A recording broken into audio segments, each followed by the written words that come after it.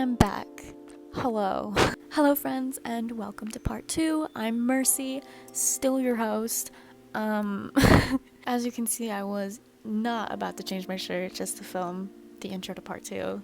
So, because this is part 2 and because Jenny had to leave early and Sav came late, so there's a little bit of a switcheroo in the middle where we transition from Jenny leaving to Sav entering. So just keep that in mind because we do kind of go through a run through of the previous topics that we talked about in part 1, but with Savannah, or they're both named Savannah, with Sav. Before we start, I'm literally going to take like 20 seconds and try and give you a better intro than the one that I did in the video because it kind of sucks. We're just gonna do this like really quick. Okay. Hello, my name is Mercy. I run this channel, Honey Mochi, and I really like to talk about stuff that I watch. I'm 21. I was in college, but then COVID happened and I got furloughed, and then I kind of like lost my job and then I had to drop out of college, which is why I'm no longer a student at ASU, but I was. My major was Chinese, my minor was Korean, and then I was going for a possible double major in Japanese also because I am a translator in progress. Oh my gosh, I'm literally talking like a mile a minute. I need to like breathe. Okay. Disclaimers for part 2. This part is more focused on sexuality and sexual experiences along with SA. A lot of these serious topics that are happening that we should really be talking about more. If you have not checked out part 1, I definitely recommend that you go check it out because this one may or may not make some sense because we make references to part 1 and things we have talked about in part 1, so I would check that out. Okay. Bye.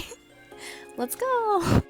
Jenny has to go soon, so I do want to touch upon the whole invalidating statement of not all men and the whole Sarah Everard. I feel like every woman has experienced a form of sexual violence, whether that's assault or harassment on the street or in their interpersonal lives. It's usually always men who say like, not all men. I have to tell them the whole argument. Let's say you're a woman and you get told going to a party that 8 out of the 10 men or 8 out of 32 men in that party, they're likely going to hurt you. Are you going to trust every person in that room, or are you just going to keep your guard up? So I've had to tell that argument so many times to men who dismiss when they say not all men, because it makes them realize the statistics are very high. 1 in 6 women in America have experienced sexual violence in their life. For men to just ignore or dismiss, I feel like they should be the ones to hold their male peers accountable and to teach themselves how to treat women with respect and to know that they're not entitled to our bodies. They're not entitled to our time. They're not entitled to our respect. That has to be earned. That's respect is a two-way street. With whatever happened to Sarah Everard, I'm so angry because she's a woman. She was walking home from a friend's house. A cop killed her, cold blood, and dumped her body somewhere, thinking that he was going to get away with it. And it's not just Sarah that goes through these things. It's Indigenous women who go missing and murder. Any woman on the street is a potential victim to these kind of crimes. The government just doesn't address it enough because it happens all the frickin' time. I'm not discounting the male experience. Men can obviously be sexually assaulted. They can be raped. They can be attacked by women. It's not that it's false. The fact that it's been happening to women alarmingly more than it happens to men. For women, this is like programmed in our brains from day one. Don't walk alone at night. Using your keys between your hands in self-defense.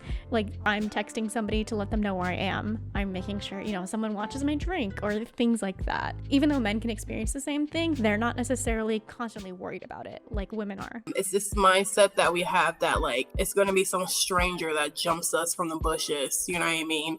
It is typically from people they know, a friend, again, the Sarah Everett, by a police officer, by someone that we think is going to be our protectors, are usually ones who are our assaulters, especially in school too, with women with the straps. Like, oh, that's inappropriate, you know what I mean? Like we have to cover ourselves. It's this barbaric mindset of how we should dress, how we should look. Oh, maybe if you didn't wear that, you wouldn't have gotten what you got that night. Maybe if you didn't have your drink hanging out, he wouldn't have put it in there. So it's always like this excuse. Oh, he's just being a boy. That's what boys do when he's being upset. Why are we excusing these situations or these acts that boys are doing towards women? From young age, as you said, Mercy, like they know this is instilled into them as it's instilled into us, how we're supposed to act, how we're supposed to dress. Like, oh, maybe if I reveal too much, he won't do this to me. Maybe if I don't say that, he won't hit me. You know what I mean? It's not all men, but it is. Yeah. Sorry. It's not all men, but it could be. Right. What do we sexually identify as? I kind of identify as somewhere between a bisexual and a pansexual. Justin already knows this. I've never really put a label on it because I'm just kind of like, oh, whatever floats my boat. You know, if I think that person's cute, I'm gonna think that they're cute. I see you as a free spirit, Mercy. But for me, I guess I can somewhat relate to that. I'm strictly dickly, but when it comes to like freedom in the bedroom, I'm okay with a woman. So I guess if you want to put me as bi-curious, you can. I don't personally cannot date or fall in love with a woman. I do love women, and I can tell a woman she's attractive, but I am strictly dickly, but I definitely like having fun. So I don't know, bi-curious, I guess. So I identify as mostly asexual, but because I'm in a long-term partnership with a male, I experience sexual attraction when I build like an emotional connection with someone. And so just to kind of put it in better terms, I identify as a biromantic demisexual. I've had crushes on girls. They weren't really like fully concrete. They were kind of like fleeting because I either saw them as like nice people, and I tend to see people as attractive, but I would never think to like, oh yeah, I would definitely like tap that out of something. It's just kind of more like aesthetic attraction, you know? I lack sexual attraction in general, if that makes any sense, but I still want to date romantically. And I'm sex positive when it comes to other people's lives. Like, I don't really care what they do as long as consensual, of course, and they're safe. But also I'm kind of sex indifferent in my relationship. So I know that kind of affects like my dynamics in the bedroom with my partner, but he doesn't mind. I think he initially was just like, okay, that's cool, and I'll do more research on it. I was literally just watching a video, I think it was Watch Cut, and this girl, they were doing interviews of her matching the sexuality with the person. And this one girl was like, I'm asexual, and she's married, and they're like, can you explain that and get more into depth? Because I had this one girl in my class, and she was asexual as well, and she was just like, no, I can't, my partner, we don't have sex whatsoever, we're not into that. And they're like, are they comfortable with that? They're like, yeah, because that's my partner, you know, like we've had that conversation. And then with her, she was just like, I do it for him. Are you comfortable with me asking, what do you put yourself in that type of situation? Do you guys not at all, or do you do it because it pleases him? Are you in the same situation? Yeah, I can answer that. I don't mind.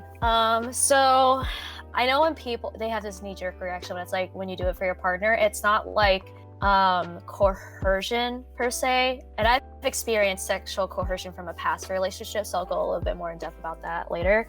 But my partner and I've discussed it with him. And I think that's really important when you get into a relationship with someone who maybe has like an intersectionality into their sexual identity with their other partner. And so for me, he and I do have sex in the bedroom. He's just like a normal guy with a libido and kind of hypersexual, but not really. So he respects my boundaries and I respect his. I do it to please him. And like I mentioned earlier, I am demisexual, so it took me some time to build sexual attraction with him because we made this connection, because we are lovers, and so I trust him, I love him. And I think it's important to kind of tell people, especially if you're ace, like if you're doing it for your partner, just kind of clarify what you mean by that, because a lot of people tend to think it's like pressure, sexual coercion. Because I had an ex-partner who sexually coerced me, and it wasn't even like, do this or I'll threaten your life kind of thing. It's more like he kept coming on to me and my body froze a lot of the time because I didn't know what to do, because that was my first sexual experience. And so from that experience, I had to learn that it's okay to just say no, and you really don't need to pressure your partner. Like every time you hang out with them, like I don't think it should be all about sex. They masturbate too, you know, and so I just think that a lot of people have this misconception that all asexuals are incels, or like they can't get laid and they don't ever have sex. And I'm just like, no, they're out there, they masturbate, they have kids, they're married. It's just a variety, you know. Like I think the LGBTQ is a whole spectrum, you know. That's why we're a rainbow. What spaces do you feel safe in? So I've been in like many organizations and clubs. I've kind of overseen some as like an outsider, but also going to any event. I think a safe space and what it should definitely look like is that there's really good, like healthy representation, but also not being exclusive or excluding other people just because they don't fit the status quo or if they don't have the same experiences. So a good example of inclusivity is that whoever runs the organization, they're very welcoming. They don't exclude others on purpose or for any kind of hidden agenda. I think that the people who generally are identifying with those spaces should also uphold those kind of responsibilities as well. A lot of spaces, like even in your own communities, there will be people who exclude others just because they are ignorant or they feel like you don't fit into this, so you're not with us, you can't sit with us. And so speaking from my own experience as an asexual, and I'm also biromantic, so I'm still queer. I just identify as queer just to make it easier. So I always see like a lot of exclusion of asexuals, even just like harmful stereotypes about other sexualities, like bisexual people are cheaters and all this stuff. So it's like those kind of things that seep into those safe spaces don't always make it so safe for other people, if that makes any sense. Yeah. I feel like my safe space would be, this is gonna sound really cheesy, but I feel like it's with Justin. Just because I know that he'll support me in anything, but he will call me out on my shit if I'm being weird about it. It's usually Justin is my safe space, my confidant, because he is just like, okay, good, I'm glad you talked about it, and then he'll just move on. For my safe space, I guess it depends on where I'm at, because it has to travel with me. I need a place to escape to, whether it's in my mind or in a particular physical world. I have to go somewhere for my safe space. I used to be part of PRISM and the Black Student Union up at NAU, and as PRISM, I felt I was the ally to the LGBTQIA community. For that, it was a safe space for anyone to come in and, again, get help, educational purposes, a friend person to talk to. As you said, Mercy, you can talk to them and they'll call you out if you're doing something crazy. So I feel like for my safe space, again, it's either for my sister, because I can tell her literally anything. If I'm having that mental breakdown and I need another Black woman to relate to as well, she can really get me in that moment. So I guess it's another relatable sense too. You need that person that gets you, So for me, it might be, depending on the situation or what I need to escape from, it's going to be my sister, it might be my friends, it might be like my community that I'm a part of. I guess mine moves. Have there been any negative experiences involving your sexuality? Definitely, I've experienced situations that made me uncomfortable with this particular guy. I did things that I wasn't particularly comfortable with. I did things that I didn't like the outcome of. In that moment, you're kind of like, I don't want to say no because I really like this person. Or I don't want to say no because then what's he gonna think of me? Am I not fun enough? If you identify as queer in like any sense of the spectrum, they're automatically gonna think you're fun, down for anything. In my mind, I don't know if that's how he saw it, but to me it was kind of like, do I need to live up to this expectation? Like, I know I said I did it, maybe like once 3 years ago, but maybe now is not the best time to do it again. I've kind of changed it as a person. I'm not really comfortable with that anymore. I can relate to being in what we thought was a healthy relationship, and then when we left, we started to learn more about ourselves. And I mentioned this earlier, I was in a previous relationship before this current one that I'm in. I had a partner where, again, he always came on to me every time we were alone, and I always put in the effort to go see him. Like the first couple of days when we were in the talking phase and stuff like that, like courtship, we were in public and just eating out, and we just kind of assumed that we were boyfriend and girlfriend, that I had to drive over to his place a lot, and that just always ended up with him wanting to go all the way, and I was just kind of like telling him like I wasn't ready. There was just times I think back where I should have just said no, like a firm no, even though me saying I'm not ready is already a no in itself. And I actually had to deal with some sexual trauma from that relationship, because the second time we had sex is when he broke up with me, which was on Valentine's Day. And I was just like, after that, I started to realize it was a very bad relationship to be in. because I didn't feel any sexual attraction to him as a partner at the time. It wasn't until I started dating my current partner, we started talking about our personal lives and our past, like many couples do. And it wasn't until one day, like, I was upset over something about past things. My current partner, when I brought up my ex, he said, I think he low-key actually sexually coerced you, and that's abuse. And so for me, it was kind of like the glass ceiling just broke kind of thing, you know, and made me like mentally shut down for a while. And I had to overcome the fact that it was a really unhealthy relationship, and I should be able to say no at any given time, especially as an asexual person. I've heard stories of corrective R word, trigger warning, R word, but yeah. And it's not just within the asexual community, it's any person who is queer. They go to conversion therapy, they experience phobias from people who aren't even queer. And so for me, you know, I can't always fully relate because I never had exact same experiences, but I can relate to the stigma of queer people and not understanding what their lives are all about in the bedroom or when they court someone. But I guess to get specific too, is that I've had someone dismiss my my asexuality in conversation. It was high school. I was talking to this girl. I used to be friends with her, but now we're not for good reasons. She just wasn't really a good friend. But I remember we were talking about relationships and sex, and I think she divulged on what she wanted in the bedroom. I was listening to her, and she asked me, "Oh, like, what do you think, Jenny?" I was like, "I don't know. I'm kind of hesitant on liking sex in general."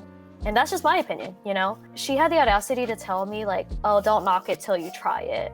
And I just was like in disbelief, because it's like, this is not food, okay? When it comes to personal things like sex, sexuality, bedroom, that's not okay to say to a teenager. You know, we were both teenagers, and I had already came out to Ace as her, and I told her that I'm sex indifferent within myself, but I'm sex positive for other people, you know, like I'm okay with whatever they want to do. But to me, those kind of statements make me feel like my sexuality isn't valid, like it doesn't exist, and I have to deal with that all the time. The safe spaces that I feel safe in when it comes to my sexuality is like-minded people, and I'm pretty sure everybody can relate to that, because there will be forums out there for people of certain marginalized groups who connect with one another and be like, hey, I actually experienced the same thing too. So I think it's really important that if someone is out here watching this and they're asexual, if they're just still questioning as they're growing up, you know, you're allowed to tell others that you have firm boundaries. You can say no in the bedroom. And who cares if it jeopardizes your relationship? If they get mad at you, fuck them, you know? Like, you're allowed to have autonomy over your body. Don't let anybody take that away from you just because you're in a relationship and you love them so much. Like, if they loved you and you said no in the bedroom, if they loved you, they'd just be like, okay, so we're not feeling it. Okay, I'll hands off. If you want some space, I'll leave, you know? It's just consent. It's not that hard to do.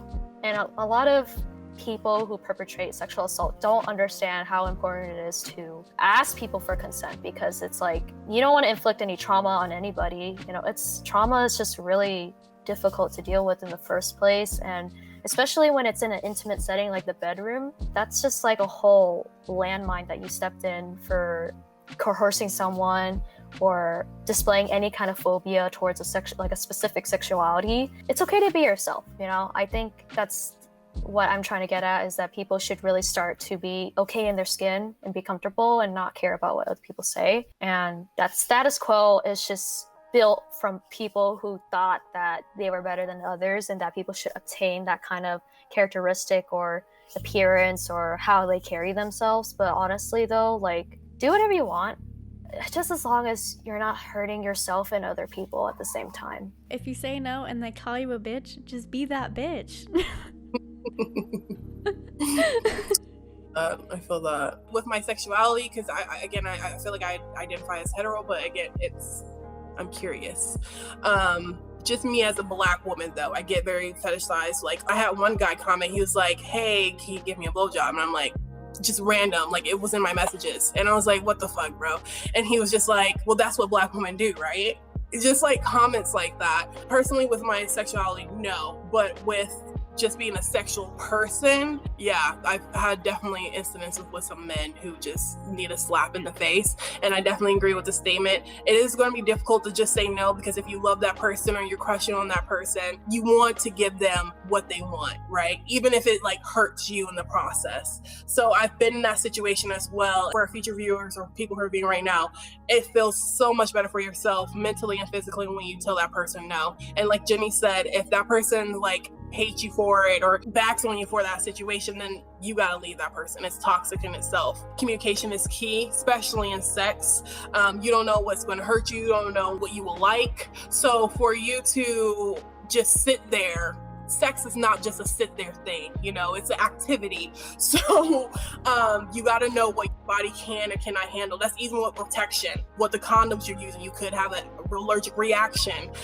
Even birth control, women have to be on birth control if you want to be. I'm not a birth control situation or birth control girl. Again, communication is key for everything. And if you don't want to have that bad experience that we are telling you guys today, make sure you're communicating with your partner. Make sure you're telling your partner no or yes, I like that. Because that's also good. Tell them like, yay, hey, I do like continue doing that. But also help yourself for the future, because if you do something that you don't want to do, it will damage you. So that's all I want to say. That I know, Jenny, you got to go, but girl, thank you so much for sharing your experience with us. I completely agree, yeah. Especially that story with you being coerced, and I fuck the ex, bitch. Like, he had some own issues he got to work out, but I'm glad you came out as a better person. You got a partner now that loves you and trusts you. You guys have that communication that you want and need. So good for you, and thank you again for coming up and talking about all these other topics as well. Yes, thank you so much for coming. Yeah, of course. And again, Savannah, I can relate to whole the fetishization, especially with the Atlanta shootings and how people are portraying Asian women in media. And I just want to say to viewers who are seeing this, like, please listen to women when we talk about our struggles. Like, it's so important for you guys to empower and uplift voices who can't even be louder than some in the media. And I agree with everybody who has said their points today. And I wish I could stay longer, but I really appreciate Savannah and Mercy having me here today. And I hope that I get to see this video come into light on Mercy's channel, because I really want to go back and see everything. But yeah, thank you for having me. It was a pleasure talking to y'all. So I'll be signing off now. Okay, bye. Tell us a little bit about yourself, Sav. Oh, goodness. Oh, boy. All right. I'm Sav. I'm 20. Live in downtown Phoenix. Student at ASU, study kinesiology. You know, live a pretty low-key life, I think. Not a whole bunch to say, I don't think. But yeah, that's kind of the gist. We're both kind of white passing. Oh boy, yeah. I don't know if we experienced the same thing, but I just experienced people telling me that I'm not Mexican. This is true. Yeah, no, I feel the same thing. And it's odd because, I'm full Mexican. Mom is from Mexico. My dad is Chicano. And it's just the whole time. I feel like from both sides, from white people and from people of color, it's like you're not enough of anything to really fit in anywhere. So you're almost in your own little side group. It's an odd place to be. And I wish there was more kind of that experience talked about. But at the same time, I can't act like I'm extremely persecuted by any means, you know? Like, you do get the benefit of white passing most of the time. So I feel like that's actually like a big protection you have in society. But yeah, lots of different angles you can look at it from. I try to keep a positive outlook on it, but, you know, things are dicey these days. I totally agree. It's almost like invalidation from all fronts. You're not mixed, or you're not really your ethnicity if you're white passing. Like, I'm literally a quarter Irish. The rest of me is like Mexican, Native American, and like Spaniard. So it's all Latin America. Yeah, and I feel like it's a lot of infighting that doesn't really need to happen. Like, we could all just get along, you know, or I know it sounds kind of corny. We're trying to not judge based on appearances, but I find a lot of the time that's what ends up happening within groups. And it's like, what are we accomplishing here? Is there any specific experiences that stick out to you or that are memorable to you? Yeah, like in school, like I feel like in grade school, you know, because like kids will say whatever's on their mind. Because I went to a predominantly white elementary school, and while I felt like I looked like the other kids, I was raised a lot different than the other kids. Like the food I ate, the music we listened to, the way we were kind of raised was very different. On the weekly, like, you know, the other kids in the classroom would always have something to say about me, about, you know, the food you're eating is kind of weird, like, what are you listening to, or like, why was your mom just speaking Spanish? Like, a lot of just dirty looks that I think it's odd to see that coming from children that are so young, you know? I agree. I have this one memory of grade school, and specifically telling my dad, like, you really need to pick me up. When my school gets out, you have to be the one that picks me up. And he was like, so weird, but whatever. So he comes to pick me up. I literally like grab his hand, lead him to these batch of girls, and I'm like, do you believe me now? I'm Mexican. This is my dad. And I don't know if you've met my dad, Savannah, but he's really dark. He's kind of on the shorter end. He's like very stereotypical Mexican man. So I was like...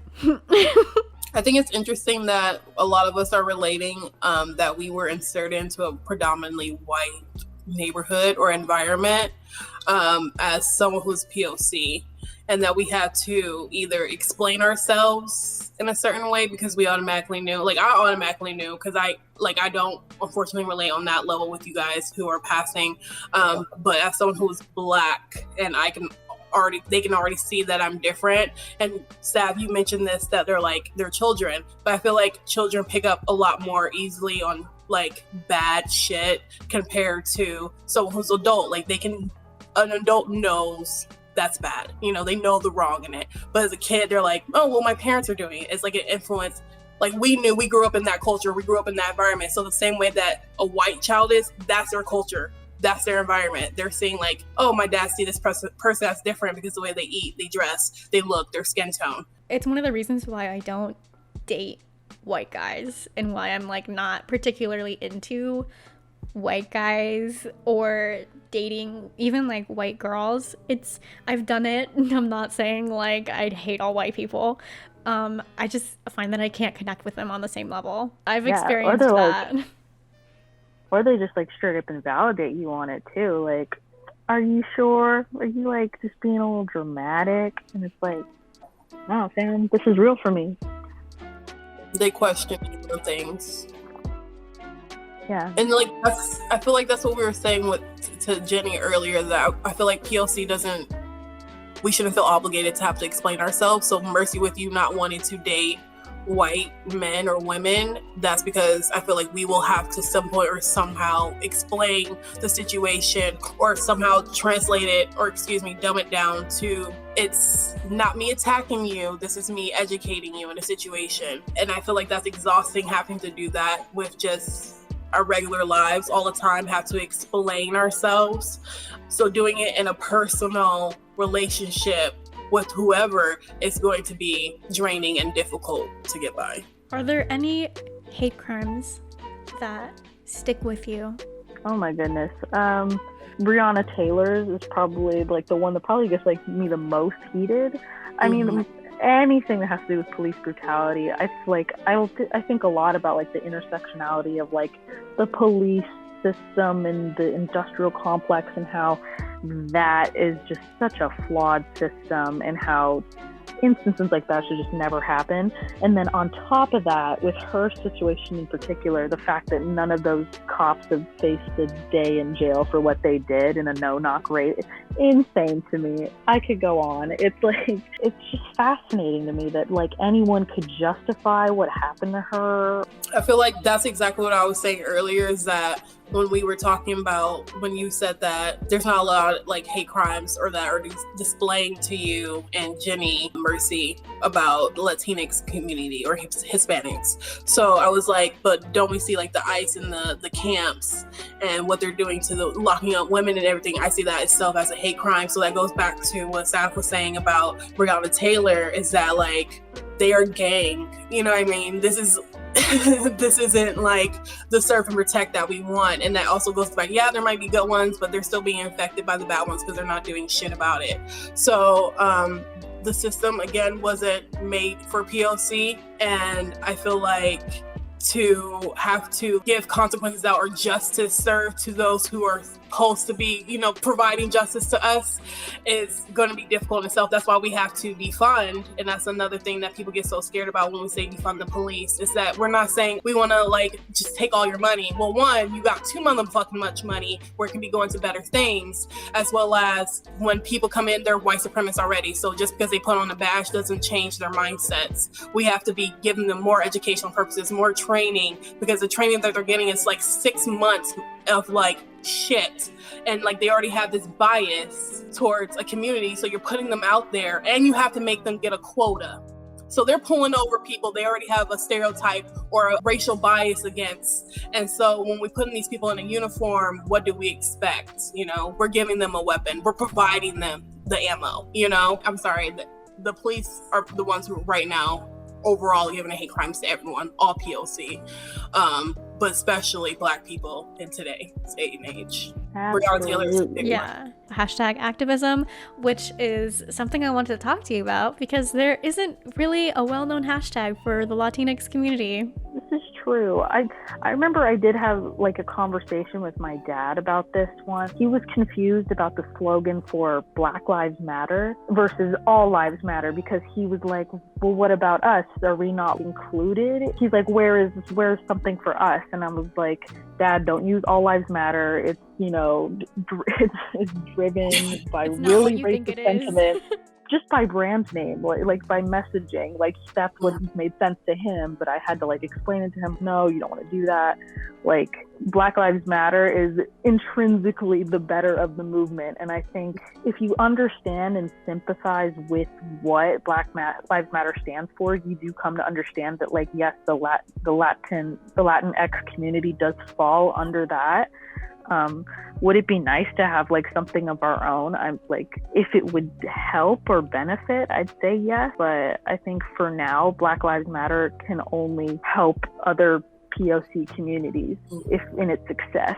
Yeah, and ICE and how their camps are still open. There's still these children in cages. I was talking about how I've seen videos and articles talking about how they're completely over capacity and every room is just wall-to-wall mats where people just sleep directly by each other. Even with COVID going around, I have been reading some articles talking about how kids from the camp were being R-worded. They were being molested and sexually assaulted and harassed by these guys. Women who are getting checkups and everything, and getting there was sterilization going around. They were sterilized women without their permission. Just inhumane acts happen against humans. Yeah, treating migrants like they're literally subhuman. Then America shouldn't have had its slogan anyone can make it, the American dream. But then why do you treat your immigrants like that? It's that whole thing what they like to come back with, go back to your country or some shit like that. I'm like, motherfucker, go back to your country. You not from here either. Exactly. Go back to Europe. Yeah, we're all I'm like, come on now. We hopping on the boat, you coming with me, bitch. We gotta travel somewhere. Unless you're native from here, please do not state that this is your home. Mm-hmm. You are on borrowed land, dude. Right. Exactly. It's just a sense of entitlement. It grinds my gears, dude. You think this is your country and no one else's, and it's dude, what? Right. Exactly. What do you sexually identify as? Well, I'd say pretty gay. Labels aren't super cool for me. I don't really like them that much. Sexuality is a beautiful, fluid, ushy-gushy, gross thing, and I love living in it. But queer is, I like that one, I guess, because it's just a big umbrella term. Pronouns, she, her, but if you want other ones, I'll probably turn around if you holler them at me. It's loud enough. Yeah. I have the same problem because I tend to call people dude. Or I could just call everybody dude, or I call everybody my guy, or I'm my dude, or whatever. I know, I'd be like, bro, what's up? And I'm like, shit, it's not, I'm not trying to offend you. And I have to readjust myself. Because even my friends, they're like, they, they're transitioning in a way. They're gender fluid, and so they changed their name and everything. So I had to get used to saying from him to he to like they, her. She's okay with that too. And so I was like, "What's up, bro?" Like, 'cause that's how I speak. Like, "What's good?" And then I'm like, "Oh shit." And they're like, "Bitch, I know that's how you are, but like, thank you for giving that permission to have that type of language." But people need to also realize, ask, you know what I mean? Ask questions, make sure they're comfortable, make sure know who you are addressing. If I want to be addressed a certain way, let a bitch know, you know, like you can't just like people assume and don't say anything, because if you don't say anything, they will never know. And then if you get mad, they're not going to understand why you got mad. Right. It's all about the dialogue, I think, and it's cool that we have it now, you know? Mm-hmm. Exactly. And it's nice that it's kind of into pop culture. Like if someone calls you bro or like my dude or my guy, you're like, okay, they're probably not trying to offend me. They're just saying, you know, what's up. It's just new generation slang. It's fine. At my work, we got our new like section of novelty mugs in, and one of the mugs says "ask me my pronouns" on it. I was like, holy cow! Oh wow! This is what a move, Target. Like, okay, Right. like all right, like it's kind of cool that like we can like this discussion is becoming so mainstream, and I feel like it'll. Like, that's a great, like, door opener for a lot of people to get educated about this sort of thing. What spaces do you feel safe in? Oh, any space with, like, either younger people, I guess, or just women. Like, I feel like if it's the room full of women I have nothing in common with versus the room with men I have everything in common with, I'm gonna pick the room with the women. I don't know what it is, man. It's just, I feel so comfy with women. Like, it's, and not in like even like an attraction kind of way. I just feel like I've maybe just in my personal experience, I was raised to be able to like network with women and talk to women. It's just easier. Like, it's less work. We're all already paranoid of all the guys. That's what I was saying earlier. We automatically feel relatable to what we already are. You know what I mean? So it's like, I'm black, I'm going to relate to another person who's black. I'm a woman, I'm going to automatically like, hey, you know what I mean? I definitely understand being in that safe space with someone who gets me. And that's what I was saying earlier. My safe space was like my sister, because she's another black woman in that situation. She'll understand that. Also, she's a woman, and I can tell her something that she would be able to relate to because I have some conversations with my sister. And as I was saying earlier, with like between a room full of white people or a room full of black people, I'm going to the room full of black people. With your analogy, with the room full of women or room full of men, I'm going into the room full of women. You know, like I just feel safe in what I know. Have there been any negative experiences involving your sexuality? I feel like it outweighs the positive sometimes.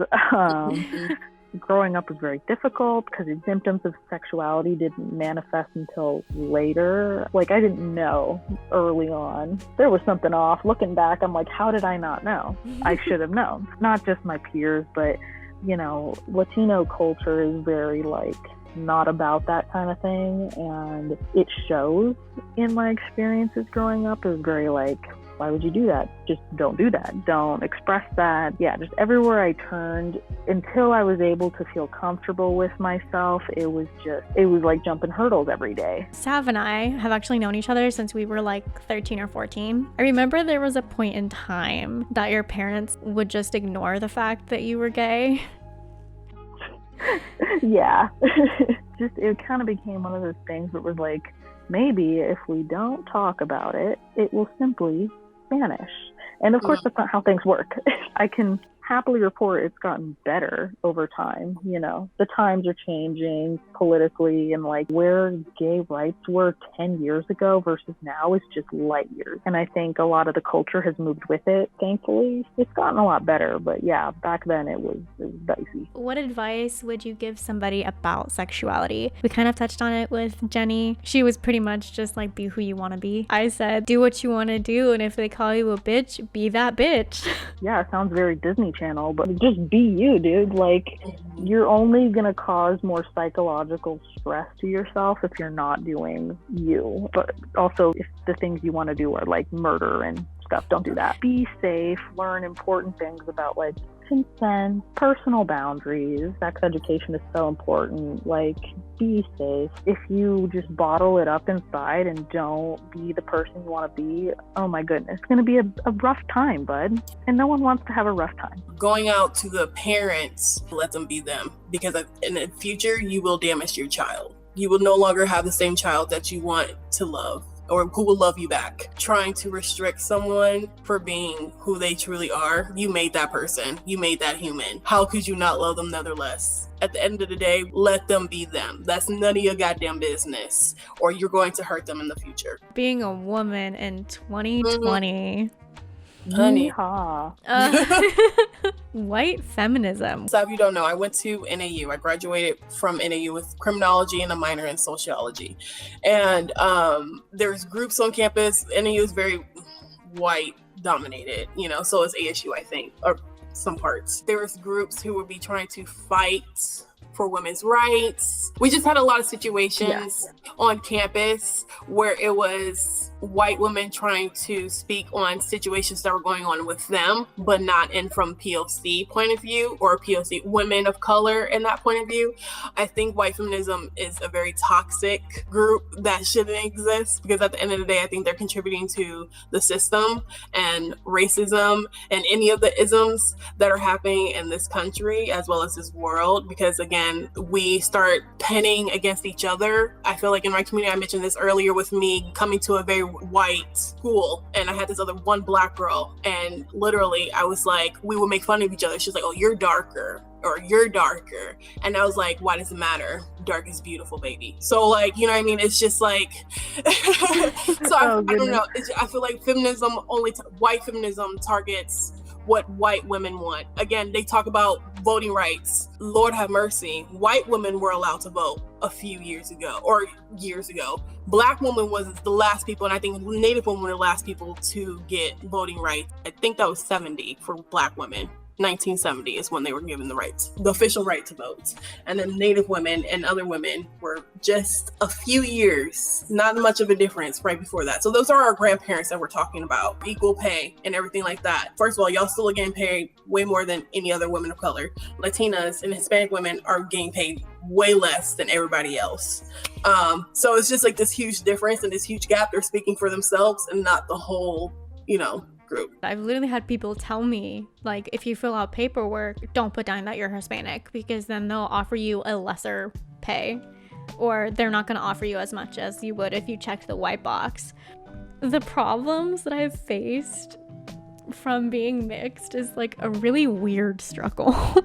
And it always walks this fine line of like, is it racism or is it just mean? Maybe to piggyback off that and link it back to white feminism, I feel like POC people, they're constantly auditing and self-checking, cross-check, triple-checking. How am I being perceived?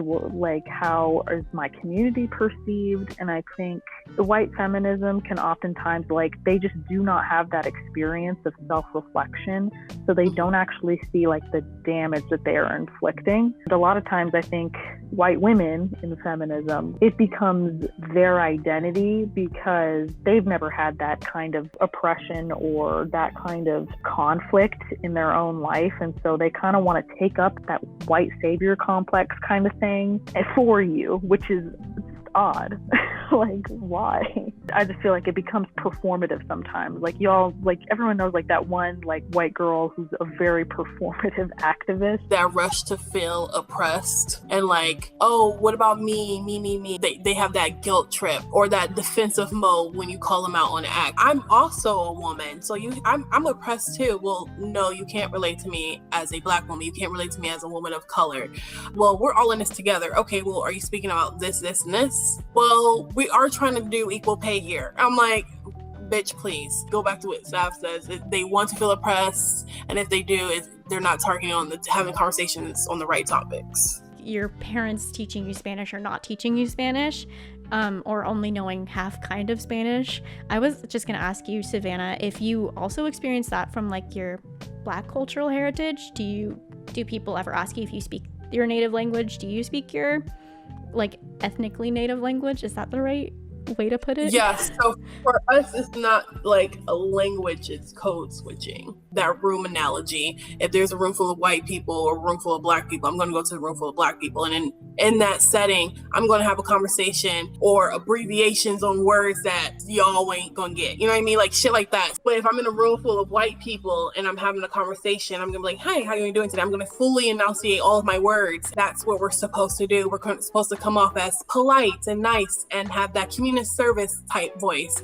Whereas when I'm with my people, I'm like, hey, what's good? Let's go have a combo real quick. You know what I mean? For us, it's code switching. But with those actual different countries and languages, that's going to be a different part I can't relate on. My mom, because she comes like as very light skinned, she's very light skinned. And some people also, when we were growing up, like, oh, is that your children? To the point. And this is like, yeah, that's my mom. Like I saw my brother come out this lady's vagina. So like, I feel like we are all from that lady. Back in Detroit, a lot of our family out there, they'd be like, why are you talking like that? And I'm just like, or ask her a lot too, why are you talking like that? You talk white. Okay, you can't talk white. You can't talk any type. Like we can speak English, like I'm regular speaking, but that's not me like speaking white, that you can't put a color or a race on a language. I don't know about you guys, but I always find it interesting how people like what their first go-to is to like insult somebody. And it's really weird that like one of the first things that they say to Hispanic people is like, speak English or go back to Mexico. Since we're talking about language, I think it's like a really interesting give and take where like people want to cherry pick what type of language is acceptable. White people, they want you to enunciate your words. They want you to only speak English. But like you live in Los Angeles, you live in California, these are Spanish words.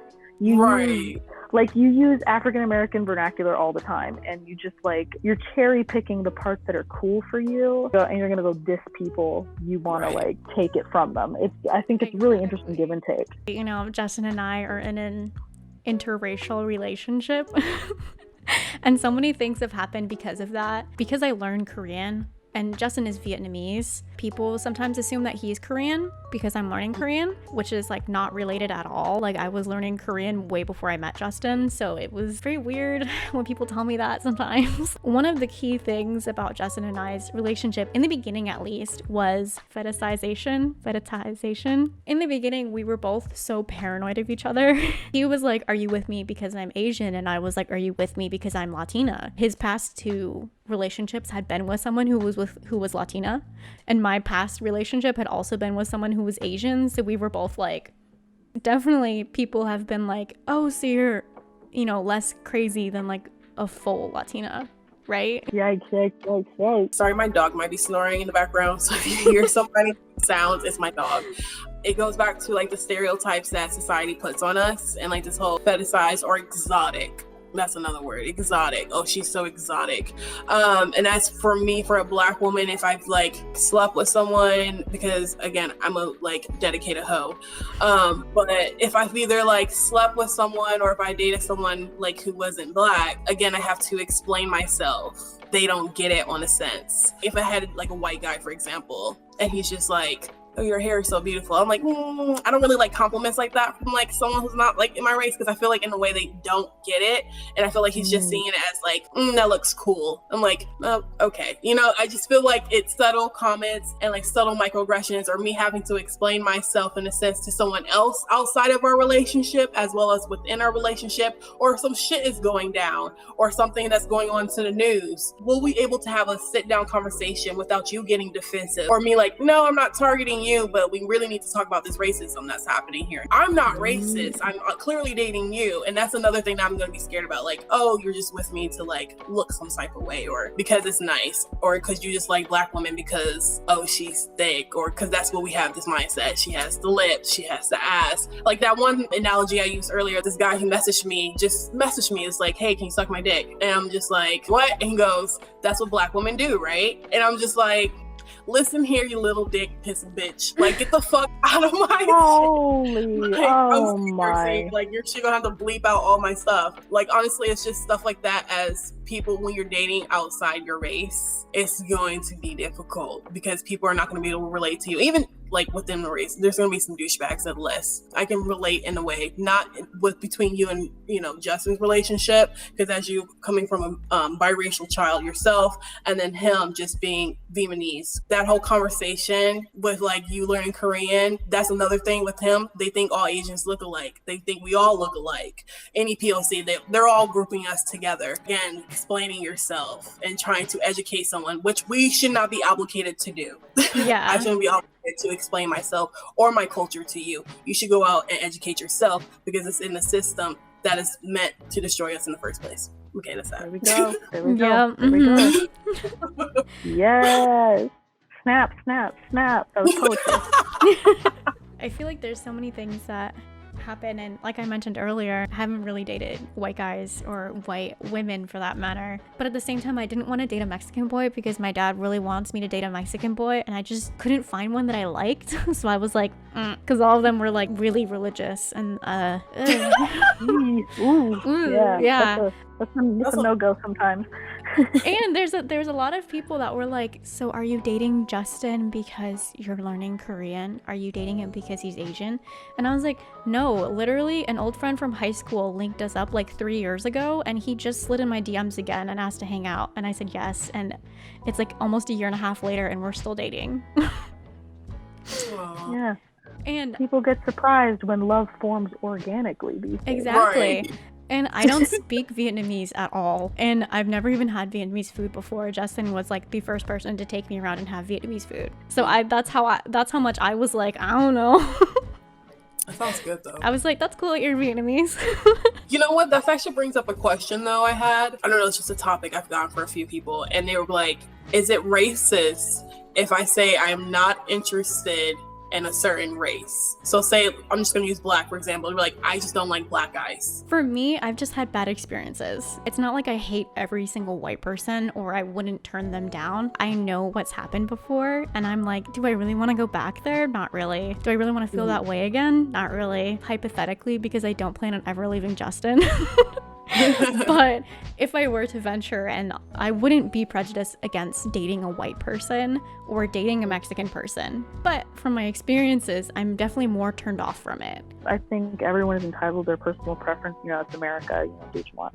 But I think there's a certain level of introspection that should be like required. You should really kind of reevaluate, like, okay, why? Because I think it's kind of a severe thing to just completely be like, no to this entire ethnicity. Yes, there's certain like cultural norms in a community that maybe like just don't gel with your lifestyle. I'm sure everyone would agree if the perfect person for you walked into the room, like it wouldn't even second thought what their race is.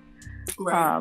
It is tricky, you know, I'm not the expert. Personally, it's like, I just want people to think more about it rather than just cut it off entirely, you know? Sexual liberty and sexualization of women's bodies. I think women should be entitled to the amount of sexual liberation they feel comfortable with their bodies. You know, I think bodily autonomy is one of like the greatest rights you can have as a person. You should never take that away. Love it. Yeehaw.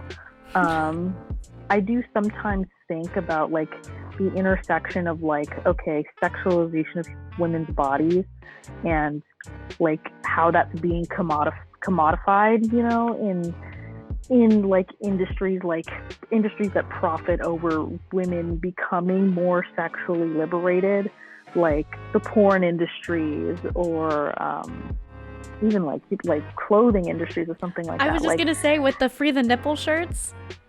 Yeah, like how much of sexual liberation is truly us and how much of it is corporations, you know, feeding into it, and how much of it is being like manufactured. This whole music industry and women like Cardi B with the whole WAP song, like so many people are just like, what the fuck? And I'm like, wow. Wow. Yeah. You know what I mean? It's so good. Exactly. So, but the people are just like, the children. Oh my gosh, she used to be a stripper. Why is she wearing that? Grandmothers who are just like, we should be covered. We should, hide this, hide that. My staff was saying companies trying to gain from that. The more you reveal yourself, the more money you will make, So where's like the fine line between it? Are you doing it for yourself or are you being like taken advantage of, basically, Exactly.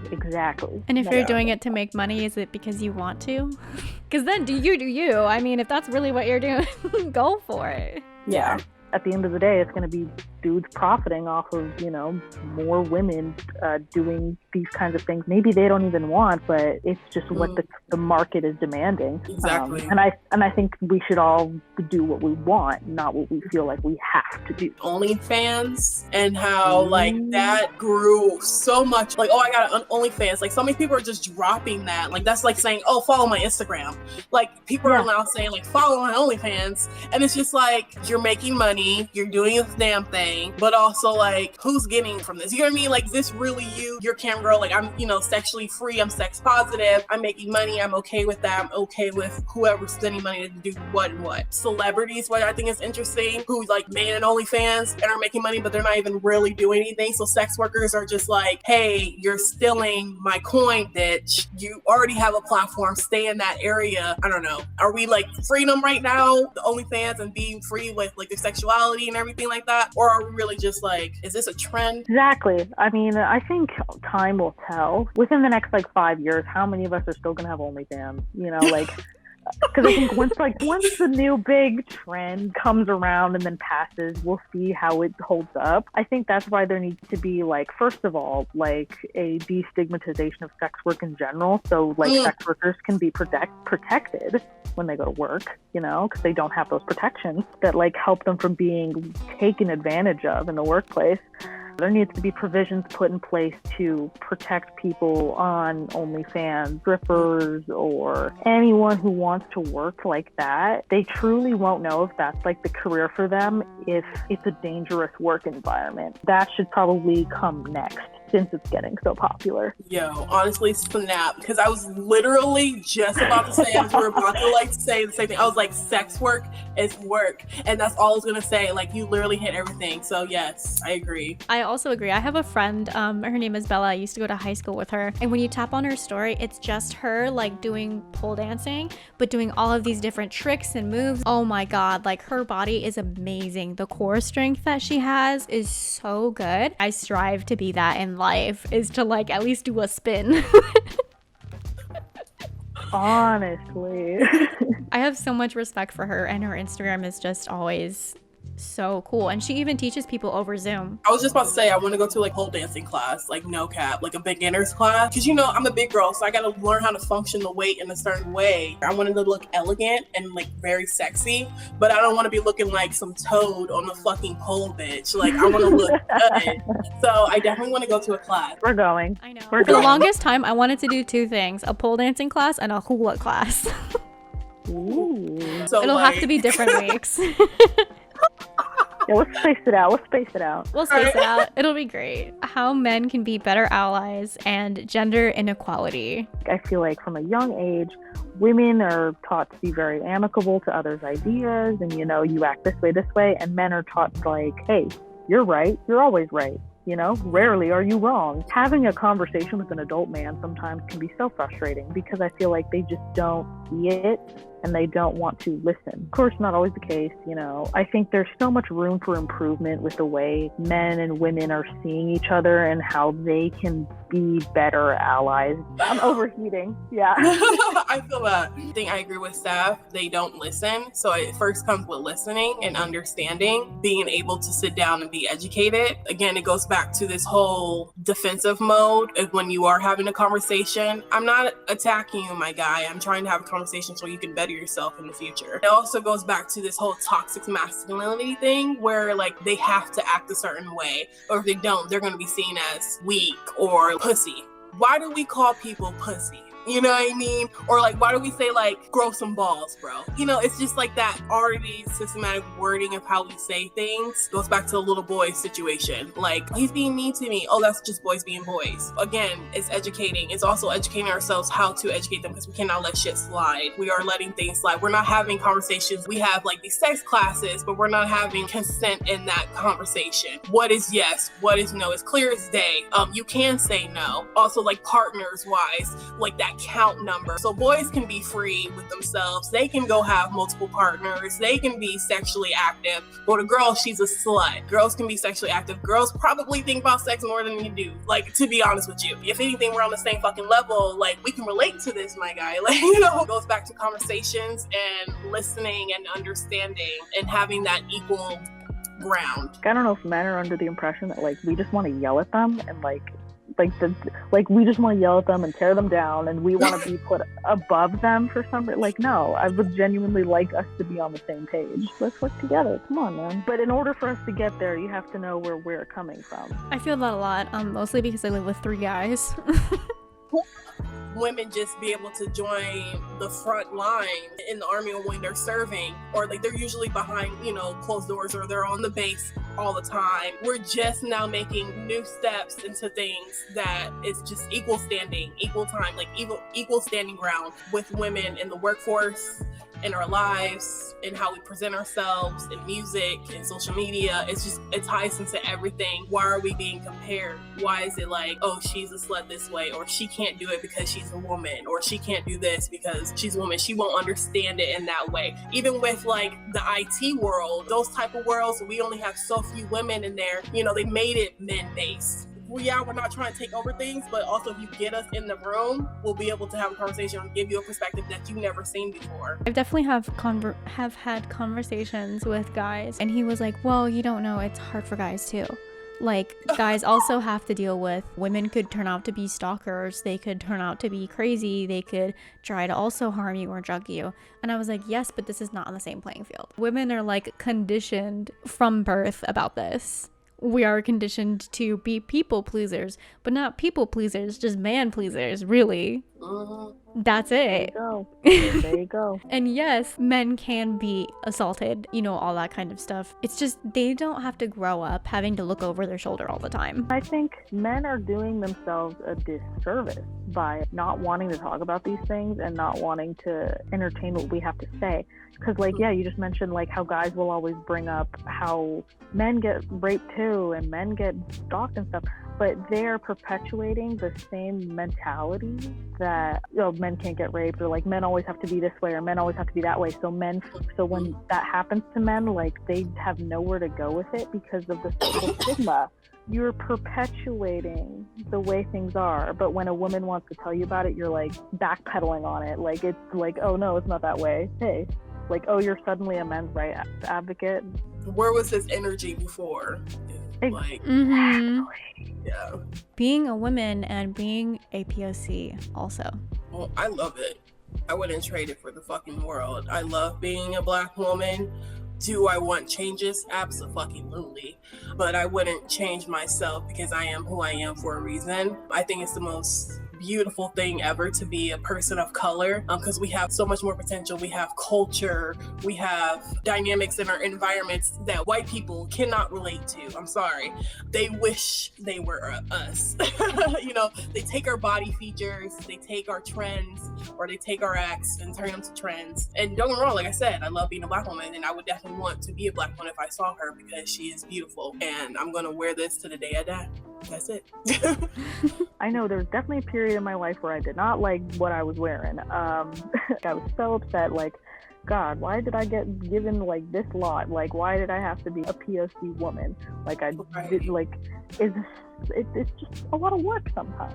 And so while that was troubling at one point, I think you learn that, like, it's very formative.